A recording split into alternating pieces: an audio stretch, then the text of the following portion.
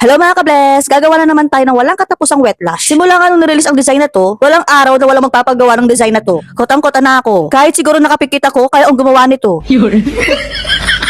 Last na paggawa nga ni client ay doon pa kami sa bahay. Kaya nung pagpunta niya, doon siya dumiretso sa una naming pwesto. Ayun, naligaw. Hindi ko naman kasi alam na hindi pala siya aware sa bago nating pwesto. Kung alam ko lang na maliligaw siya, doon sana sinundo ko. Sa bahay nila, Eme. After ko siya i-lash bath, kumuha ko ng cotton buds para basain. Then pinunos ko sa eyelids niya. Nakakapagpakalma kasi siya ng mga nervous system natin.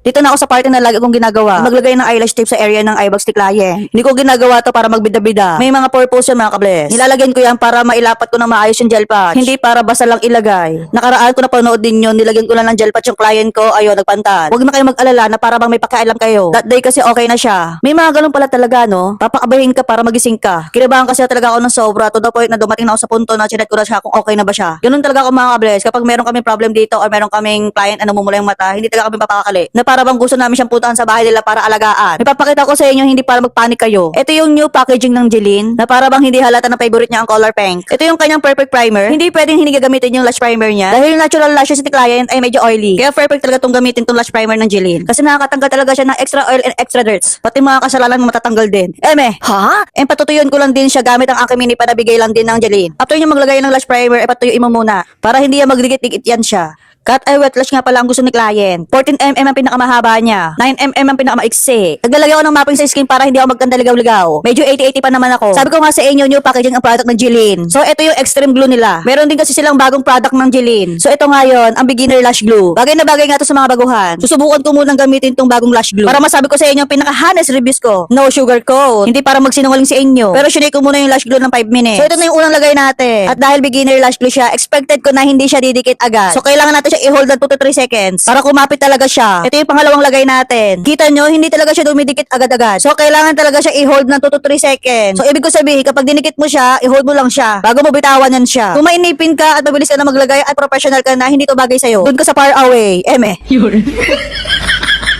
I mean, doon ko sa isang lash glue nila, which is yung extreme glue. Doon ka at huwag ka dito. At ako rin, hindi ko na kaya magpanggap pa. Pinalitan ko na yung lash glue at bumalik na ako sa extreme glue. Baka anong oras na ako matapos. Dahil meron pa tong kasunod na hindi ako pwede mali. May mga nagtatanong sa akin kung ilang oras ako gumagawa sa client. Alam ko naman mga chismosa kayo. Ba't kasi mapping ko gusto nyo pang malaman? Ay hindi ganun. Okay lang yun. Mas gusto ko ngayon nagtatanong kasi naman oo ng oo pero hindi naman pala naiintindihan. 2 hours nga ang nilalaan ko sa mga clients ko. Kapag 1.5 hours lang itapos na ako, meron pa ako 30 minutes para magpahinga. May 30 minutes pa ako para bumembang sa asawa ko.